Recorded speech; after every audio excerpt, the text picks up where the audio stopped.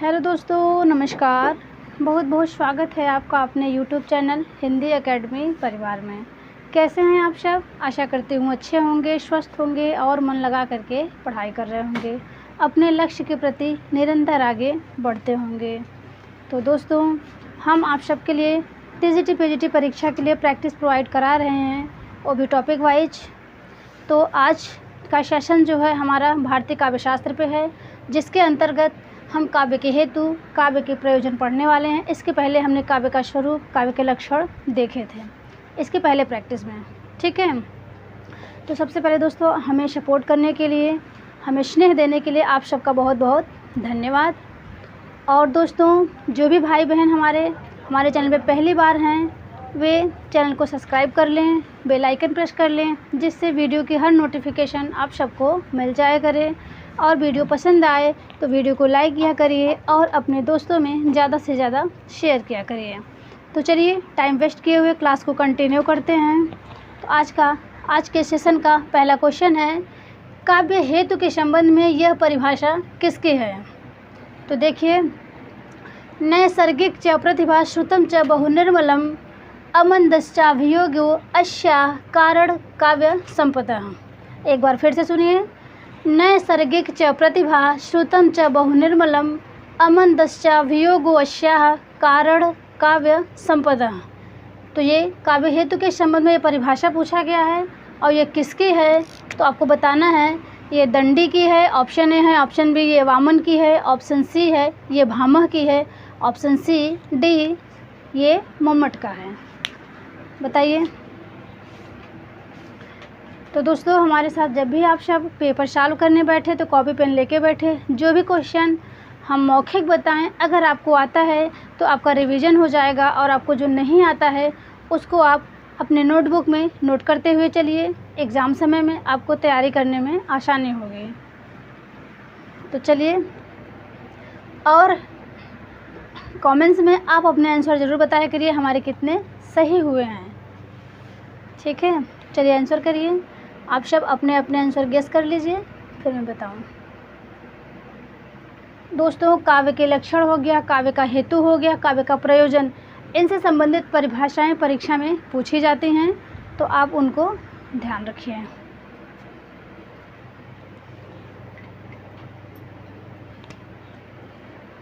तो देखिए, जो इस प्रश्न पहला जो काव्य हेतु के संबंध में यह परिभाषा पूछा गया है, इनका ऑप्शन है डी, ए सही है। ऑप्शन ए सही है, दंडी। ये दंडी की परिभाषा है कि नैसर्गिक च प्रतिभा श्रुतम च बहुनिर्मलम अमंदश्चाभियोगो अस्याः कारण काव्य संपदा, ठीक है। और वामन की बात करें तो इनकी रचना है काव्यालंकार स्तोत्र वृत्ति, ठीक है। इनकी रचना काव्यालंकार स्तोत्र वृत्ति है, वामन की रचना। और इन्होंने रीतिरात्मा काव्यस्य, ऋतु काव्य की आत्मा माना है, ठीक है, ध्यान रखिएगा।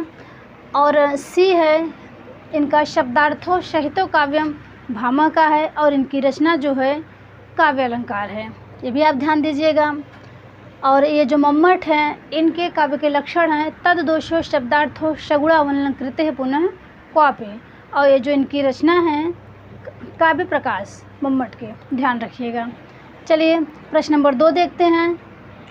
प्रतिभा के दो भेद, सहजा और उत्पाद्या, किसने माना है? प्रतिभा के दो भेद, एक सहजा है और एक उत्पाद्या है, किसने माना है? तो आपके अभिनव गुप्त ने माना है, आनंदवर्धन ने माना है, भट्टतौत ने माना है, रुद्रट ने माना है। यही आपको बताना है। चलिए बताइए।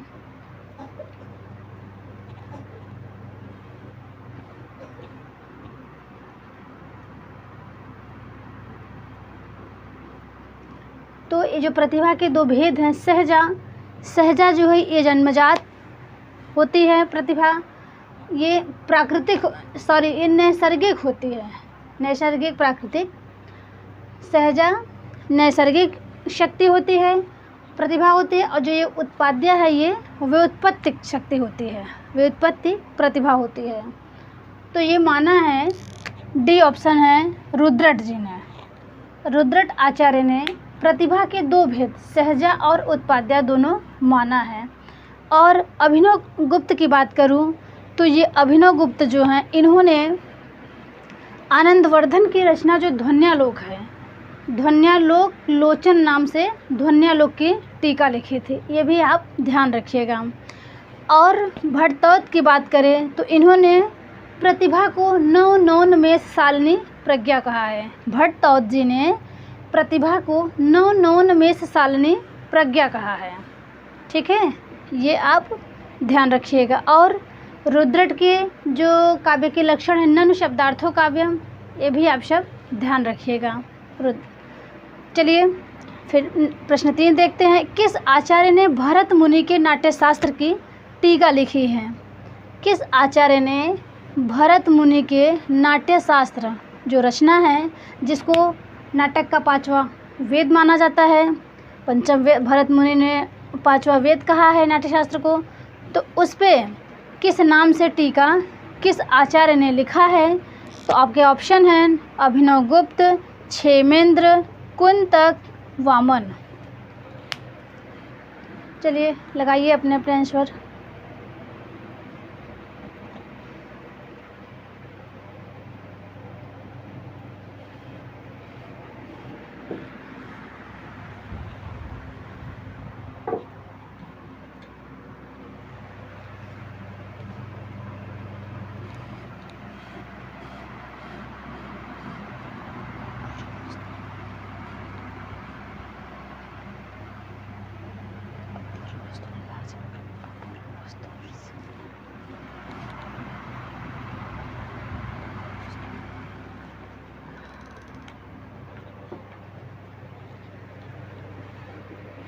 तो मैं उम्मीद करती हूँ कि आप सब अपने अपने आंसर लगा लिए होंगे।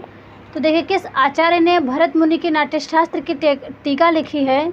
तो आपके होंगे ऑप्शन ए अभिनव गुप्त।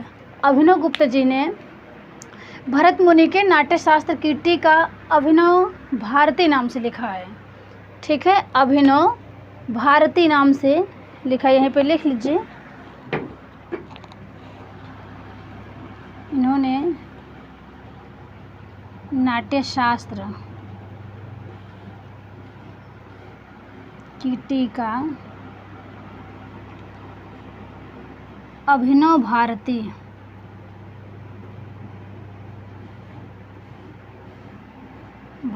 के नाम से लिखा है।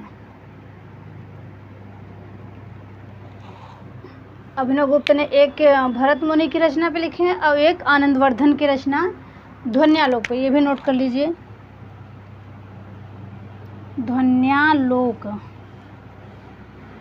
ध्वन्यालोक की टीका किस नाम से लिखे हैं? तो ध्वन्यालोक लोचन। ध्वन्यालोक लोचन के नाम से लिखे हैं। ठीक है, और क्षेमेंद्र की रचना है औचित्य विचार चर्चा, ये बहुत पूछा जाता है। इन्होंने काव्य की आत्मा औचित्य को माना है। और इनकी रचनाएं देखिए, आपका सुवृत्त तिलक, दशावतार चरित और कवि कंठाभरण, और एक ये औचित्य विचार चर्चा क्षेमेंद्र की रचना है, ध्यान दीजिएगा। कुंतक की बात करें तो इनकी भी रचना है वक्रोक्त जीवितम, और इन्होंने वक्रोक्त को काव्य की आत्मा माना, और इनके कथन हैं वक्रोक्त काव्य जीवितम, ध्यान दीजिएगा। और वामन का सौंदर्यम अलंकार इनके काव्य के लक्षण हैं। चलिए प्रश्न 4 देखते हैं। क्षेमेंद्र के गुरु कौन थे?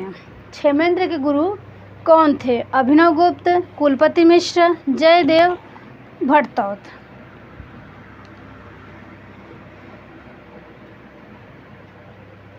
तो देखिए, क्षेमेंद्र के गुरु होंगे आपके ऑप्शन ए अभिनव गुप्त, ये आपका सही है। क्षेमेंद्र के गुरु अभिनव गुप्त हैं।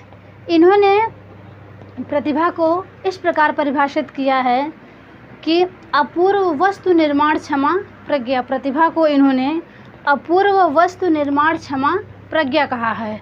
और वहीं पे भट्टतौद की बात करें तो इन्होंने नवोन्मेष शालिनी प्रज्ञा कहा है। भट्टतौद जी ने प्रतिभा को नवोन्मेष शालिनी प्रज्ञा कहा है। जयदेव की रचना प्रसिद्ध है वो चंद्रालोक, ध्यान दीजिएगा, चंद्रालोक जयदेव की रचना है। और कुलपति मिश्र की महत्वपूर्ण रचना है रस रहस्य। रस रहस्य कुलपति मिश्र की है। तो चलिए स्क्रीनशॉट ले लीजिए, फिर आगे बढ़ें।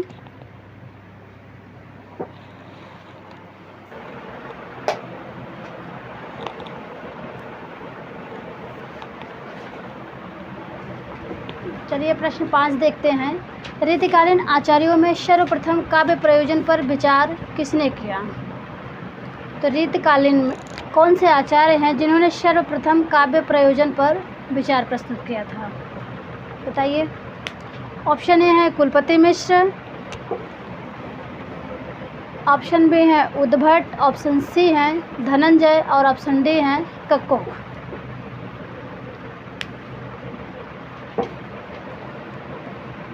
तो देखिए रीतिकाल में वे सर्वप्रथम आचार्य हैं कुलपति मिश्र।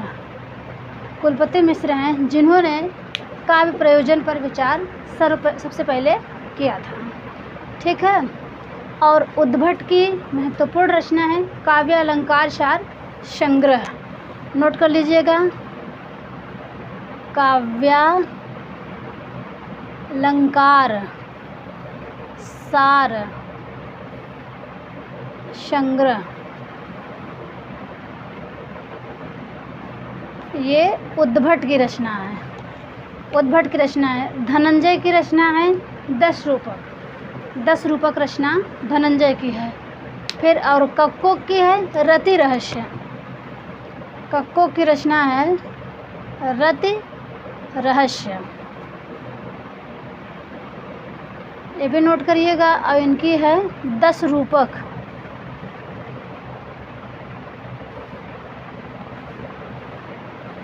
ठीक है, ध्यान दीजिएगा।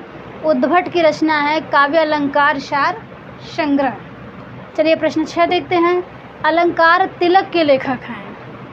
अलंकार तिलक के लेखक हैं। रूप गोस्वामी हैं, ऑप्शन ए है, और वाग्भट हैं, ऑप्शन बी है, केशव मिश्र हैं, ऑप्शन सी क्षेमेंद्र हैं, ऑप्शन डी। बताइए।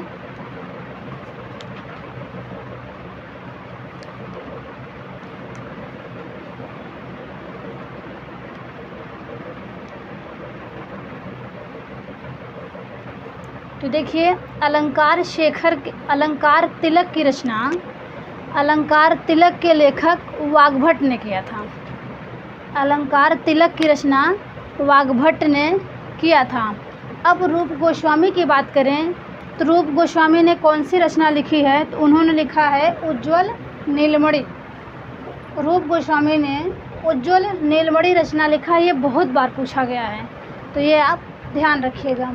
क्षेमेंद्र की बात करते हैं तो औचित्य विचार चर्चा, दशावतार चरित और सुव्रत तिलक, ये सब इनकी रचनाएं हैं। कवि कंठाभरण, ध्यान दीजिएगा। और ये जो है आपके केशव मिश्र, इनकी रचना है अलंकार शेखर। इनकी रचना नोट कर लीजिए।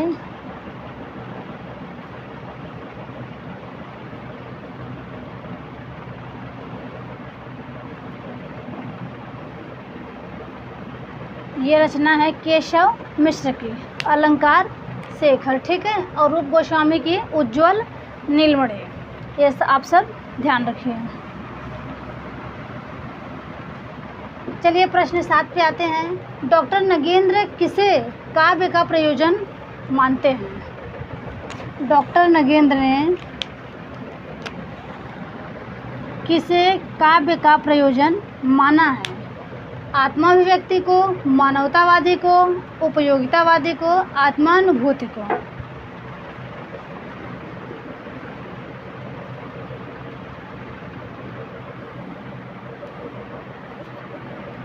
तो देखिए डॉक्टर नगेंद्र ने काव्य का प्रयोजन आत्माभिव्यक्ति को माना है। आत्माभिव्यक्ति को काव्य का प्रयोजन किसने माना है? तो डॉक्टर नगेंद्र ने माना है। अगर मानवतावादी की बात करूं तो इनको मानवतावादी को काव्य का प्रयोजन आचार्य हजारी प्रसाद द्विवेदी ने माना है। ठीक है, आचार्य हजारी प्रसाद द्विवेदी ने माना है। चलिए यहीं मैं नोट कर देती हूँ, एच हजारी प्रसाद द्विवेदी। नोट कर लीजिएगा आप सब, हजारी प्रसाद द्विवेदी ने काव्य का प्रयोजन मानवतावादी को माना है। उपयोगितावादी की बात करूं तो इन्हें पंडित महावीर प्रसाद द्विवेदी ने माना है। तो इनको भी ऐसे ही नोट कर लीजिए आप सब, अपने से अपने नोट में सही से लिख लीजिएगा, महावीर प्रसाद द्विवेदी। ठीक है दोस्तों, महावीर प्रसाद द्विवेदी ने काव्य का प्रयोजन उपयोगितावादी को माना है।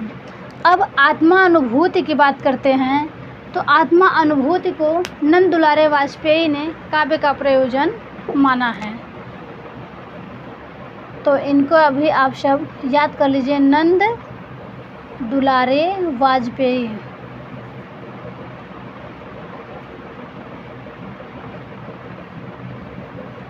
नंद दुलारे वाजपेयी ने आत्मानुभूति को काव्य का प्रयोजन माना है।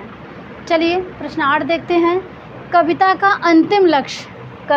अंतिम लक्ष्य जगत के मार्मिक पक्षों का प्रत्यक्षीकरण करके उनके साथ मनुष्य हृदय का सामंजस्य प्रतिस्थापना करता है। फिर से देखिए, कविता का अंतिम लक्ष्य जगत के मार्मिक पक्षों का प्रत्यक्षीकरण करके उनके साथ मनुष्य हृदय का सामंजस्य प्रतिस्थापना है। ये कथन किस आलोचक का है? तो डॉक्टर आचार्य रामचंद्र शुक्ल का है। सॉरी, यहाँ पे डॉक्टर नहीं होगा, आचार्य रामचंद्र शुक्ल का है। और ऑप्शन बी है महावीर प्रसाद द्विवेदी का है। ऑप्शन सी है सुमित्रा नंदन पंत का है। ऑप्शन डी है डॉक्टर नगेंद्र का है। बताइए।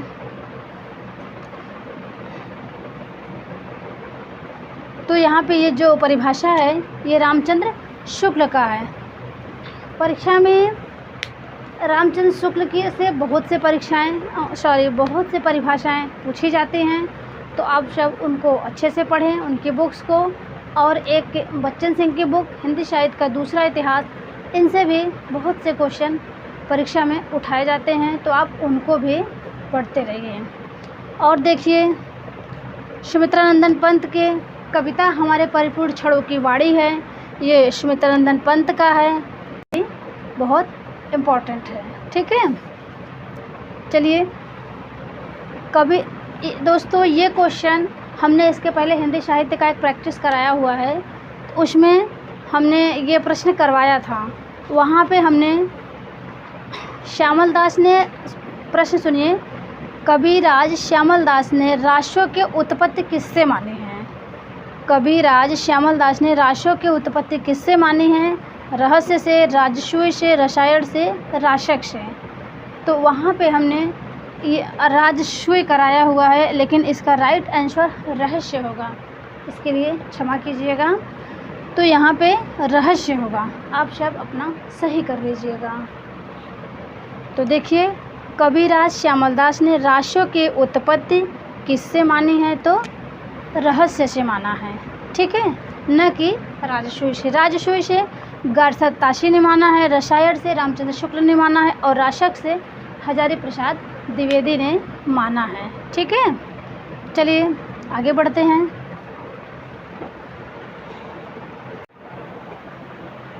चलिए प्रश्न 10 देखिए। निम्न में काव्य का प्रयोजन व उनके आचार्यों का कौन सा जोड़ा असत्य है? तो ऑप्शन ए देखिए, काव्य सदृष्टा दृष्टार्थ प्रीति कीर्ति हेतुत्वात् दंडिका है। रहत घर न वर धाम धन तरुवर सरवर कोप जस शरीर जग में अमर भव्य काव्य रस रूप। ये देव की पंक्ति है, देव ने काव्य का प्रयोजन माना है। ऑप्शन सी है, जस संपत्ति आनंद अति दुरितन डारे सोय होत कवित ते चतुरई जगत राम वश होय। तो ऑप्शन डी है केवल ए। एक बार फिर से सुन लीजिए, ऑप्शन ए है काव्य सदृष्ट दृष्टार्थ प्रीति कीर्ति हेतुत्वात् ये दंडी ने काव्य का प्रयोजन माना है। ऑप्शन बी है रहत घर न वर धाम धन तरुवर शरवर को जिस शरीर जग में अमर भव्य काव्य रस रूप, ये आपका देव ने माना है काव्य प्रयोजन। और ऑप्शन सी है जिस संपत्ति आनंद अति दुर्तन डारे सोय होत कवित ते चतुरई जगत राम वश हो, ये कुलपति मिश्र ने काव्य का प्रयोजन माना है। ऑप्शन डी है केवल ए। तो बताइए इनमें कौन सा असत्य जोड़ा है, आपको असत्य छांटना है। तो देखिए इसमें आपका जो पहला ऑप्शन है काव्यम सदृष्टा दृष्टार्थ प्रीति कीर्ति हेतुत्वात्, तो प्रीति कीर्ति से आप जानते होंगे कि ये वामन ने कीर्ति और प्रीति को काव्य का प्रयोजन माना है। तो यहीं से आप गेस कर लीजिए और अपने मन में ये ट्रिक बैठा लीजिए कि ये दंडी की नहीं है, केवल ए असत्य है, ये आपका इनकी नहीं है बल्कि ये वामन की है। ठीक है, ये वामन की है। और ये दंडी का तो है शरीरम तावदृष्टार्थ विविच्छिन्ना पदावली, ये दंडी का है। और बाकी ये सही है, ये पूछा जाता है रहत घर नवर धाम धन तरुवर शरवर को जैसे शरीर जग में अमर भव्य काव्य रस रूप, ये देव का है, महत्वपूर्ण है। जैसे संपत्ति आनंद अति दुर्तन डारे शोय होत कवित ते चतुरई जगत राम बश हो, ये कुलपति मिश्र का है, ये पूछा जा सकता है। ये इनका भी और देव का भी काव्य प्रयोजन आप सब ध्यान रखिएगा। चलिए प्रश्न 11 देखते हैं। किस आचार्य को प्रतिभावादी कहा जाता है? किस आचार्य को प्रतिभावादी कहा जाता है? तो पंडित राज जगन्नाथ हैं, राजशेखर हैं, मम्मट हैं, रुद्रट हैं। बताइए तो वो कौन से आचार्य हैं जो प्रतिभावादी कहे गए हैं? तो प्रतिभा को काव्य निर्माण का एकमात्र हेतु मानने वाले, प्रतिभा को काव्य निर्माण का एकमात्र हेतु मानने वाले हैं आपके पंडित राज जगन्नाथ। ठीक है, पंडित राज जगन्नाथ हैं। इन्होंने काव्य निर्माण का एकमात्र हेतु इन्होंने प्रतिभा को माना है, इसलिए इन्हें प्रतिभावादी आचार्य कहा जाता है। जब प्रश्न 12 देखते हैं। काव्य के अर्थ वैज्ञानिक विवेचन का शुभारंभ किसने किया था? तो काव्य के अर्थ वैज्ञानिक विवेचन का शुभारंभ किसने किया था? इनका आंसर आपको करना है। ऑप्शन ए है वामन, ऑप्शन बी है महिम भट्ट, ऑप्शन सी है मम्मट, ऑप्शन डी है आनंद वर्धन। बताइए।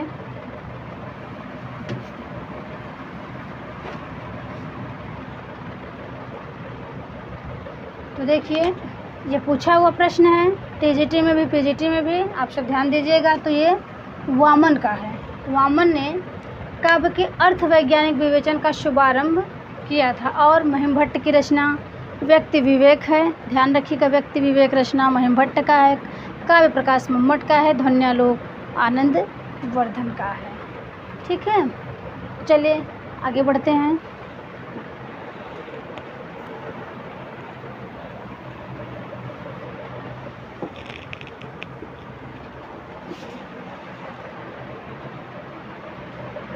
चलिए प्रश्न 13 देखते हैं।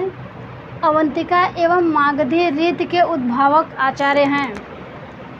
अवंतिका एवं मागधी रीति के उद्भावक आचार्य हैं।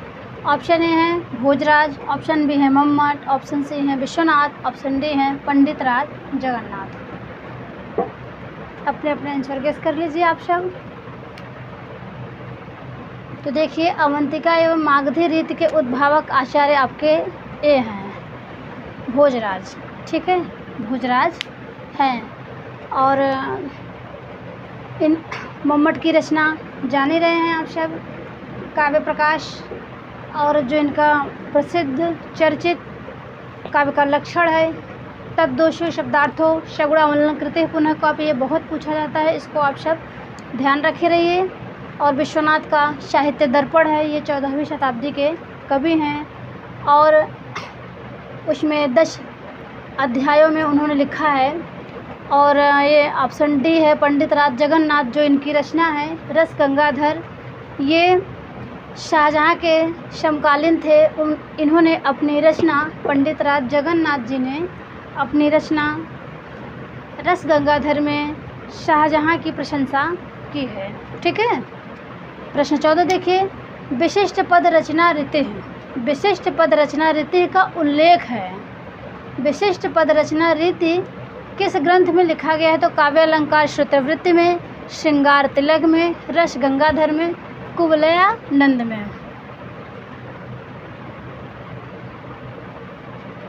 बताइए।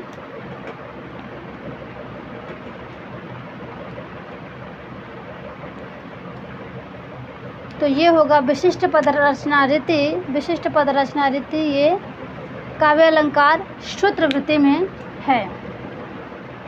चलिए, और एक नई रचना ये है जो कुवलयानंद, ये अभय दीक्षित की है। ये आप जानते रहिए, ये अभय दीक्षित की रचना है। प्रश्न 15 देखिए, रीति को रस का उत्कर्ष तत्व मानने वाले आचार्य हैं। रीति को रस का उत्कर्ष तत्व मानने वाले आचार्य हैं। महिम भट्ट, कुंतक, राजशेखर, आनंदवर्धन। दोस्तों, प्रश्न कैसे हैं ये आप सब हमें कमेंट्स के थ्रू ज़रूर बताइएगा और इन प्रश्नों पे अपनी प्रतिक्रिया ज़रूर दीजिएगा। ठीक है। जब मैं आपका फीडबैक हमें मिलेगा उसी के अनुसार और मैं अच्छा कर पाऊँगी, और आप लोग का जो सपोर्ट है, आप सब हमें सपोर्ट करेंगे तो इससे हमारा उत्साह और बढ़ता है और हम और अच्छा करेंगे।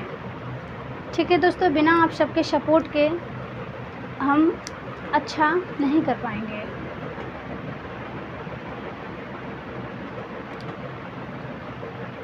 तो प्रश्न 15 देखिए, रीति को रस का उत्कर्ष तत्व मानने वाले आचार्य हैं। Mahim Bhatt, option A, option B Kuntak, option C Rajshekhar, option D Anandvardhan. तो इनमें आपका आंसर होगा आनंदवर्धन। ठीक है, आनंदवर्धन का ये आंसर ये होगा। प्रश्न 16 देखिए, रीति को पद संघटना नाम देने वाले आचार्य हैं।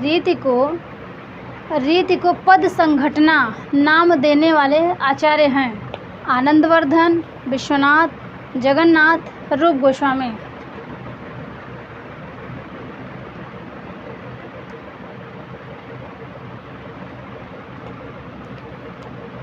तो इनमें भी आपका राइट आंसर हो जाएगा विश्वनाथ। ठीक है, रीति को पद संघटना नाम विश्वनाथ ने दिया है। चलिए प्रश्न 17 देखते हैं। रीति को कवि प्रस्थान हेतु नाम देने वाले आचार्य हैं। रीति को कवि प्रस्थान हेतु नाम देने वाले आचार्य हैं। ऑप्शन ए कुंतक हैं, ऑप्शन बी महिम भट्ट हैं, ऑप्शन सी देवेश्वर हैं, ऑप्शन डी रुयक हैं। बताइए। तो इनमें आपका आंसर हो जाएगा कुंतक। रीति को कवि प्रस्थान हेतु नाम देने वाले आचार्य कुंतक हैं। चलिए प्रश्न 18 है और अंतिम प्रश्न आज बस दोस्तों यहीं तक क्लास ले पाऊँगी। तो देखिए, असंगत युग्म पूछा है। कौन सा असंगत युग्म है? ऑप्शन ए है उत्पत्तिवाद भट्टलोलट, अनुमितिवाद शंकोक, भुक्तिवाद भट्टनायक, अभिव्यक्तिवाद विश्वनाथ। बताइए इसमें कौन सा असंगत है?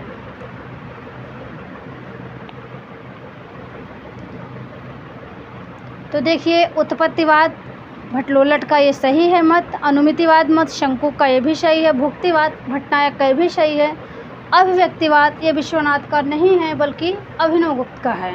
ठीक है, ये अभिनवगुप्त का यही आपका गलत है। अभिनव गुप्त का है। तो बस दोस्तों आज यहीं तक। प्रश्न कैसे हैं इस पे आप सब अपनी प्रतिक्रिया दीजिएगा और हमारा मनोबल बढ़ाइएगा और मैं कुछ इससे और अच्छा कर सकूं। और अगर वीडियो पसंद आया हो तो दोस्तों एक लाइक ज़रूर करके जाइएगा। और चलिए बस, नमस्कार।